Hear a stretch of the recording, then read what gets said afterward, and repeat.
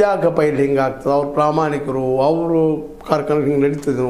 ಸಿದ್ಧಗಿರಿಯಲ್ಲೇ ಕಲಬುರಗಿ ಜಿಲ್ಲೆಯಲ್ಲಿದೆ, ಕಲಬುರಗಿ ತಾಲೂಕಲ್ಲೇ ಬರ್ತದೆ ಅದು ಸಿದ್ಧಗಿರಿ, ಅಲ್ಲಿ ನಡೀತದಲ್ಲ.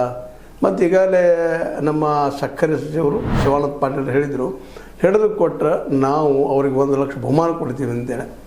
ಮತ್ತು ಎಲ್ಲಿದ್ದಾರೆ ಅವರು ಶಿವಾನಂದ ಪಾಟೀಲರು? ಹಿಡಿದು ಕೊಟ್ಟಿದ್ದಾರಲ್ಲ, ಸಾಕ್ಷಿ ಸಮಿತಿ ಕೊಟ್ಟಿದ್ದಾರೆ.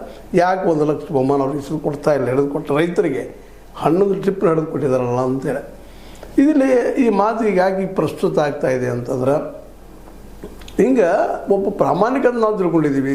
ನಮ್ಮನ್ನ ಎಷ್ಟೋ ಯತ್ನಾಳ್ ವಿಷಯದಲ್ಲಿ ಎಷ್ಟೋ ಅವರು ಸಣ್ಣದಾಗಿ ಇನ್ನೊಬ್ಬರ ಬಗ್ಗೆ ಮಾತಾಡಲಿ ಮತ್ತೇನೋ ಮಾಡಲಿ, ಆದರೂ ಅವರೊಬ್ಬರು ಇಲ್ಲಪ್ಪ ಏನೋ ಒಂದಿಷ್ಟು ಸತ್ಯ ಒಂದಿಷ್ಟು ಜೋರಾಗಿ ಹೇಳ್ತಾರೆ, ಉತ್ತರ ಕನ್ನಡ ಭಾಷೆ ಬಳಸ್ತಾರೆ, ಅದರಲ್ಲೂ ವಿಜಯಪುರದ ಭಾಷೆಯನ್ನು ಬಳಸ್ಕೊಂಡು ಮಾತಾಡ್ತಾರೆ ಅಂತೇಳಿ ಎಲ್ಲರೂ ಸೌಮ್ಯದಿಂದ ಇರ್ತಾಯಿದ್ರು. ಬಟ್ ಈ ಘಟನೆ ನಡೆದ್ಮೇಲೆ ಅವರು ಇನ್ನುಳಿದವ್ರಾಗೈತೆ, ಇನ್ನುಳಿದ ಸಕ್ಕರೆ ಕಾರ್ಖಾನೆ ಅವ್ರಿಗೈತೆ ತೂಕದಲ್ಲಿ ಹೊಡೆಯವ್ರು ಏನಪ್ಪ ಇವರು ಅನ್ನುವಂಥ ಮಾತು ಇವತ್ತಲ್ಲೆಲ್ಲ. ಸ್ವತಂತ್ರವಾದ ಮೀಡಿಯಾಗೆ ಬೇಕಾಗಿರುವುದು ಸ್ವತಂತ್ರ ಧ್ವನಿ.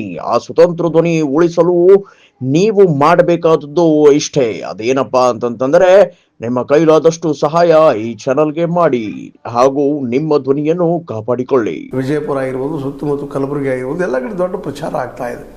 ಇದಕ್ಕೆ ಇಲ್ಲಿವರೆಗೆ ಗಮನಿಸಿದಂಗೆ ನಮ್ಮ ಯತ್ನಾಳ್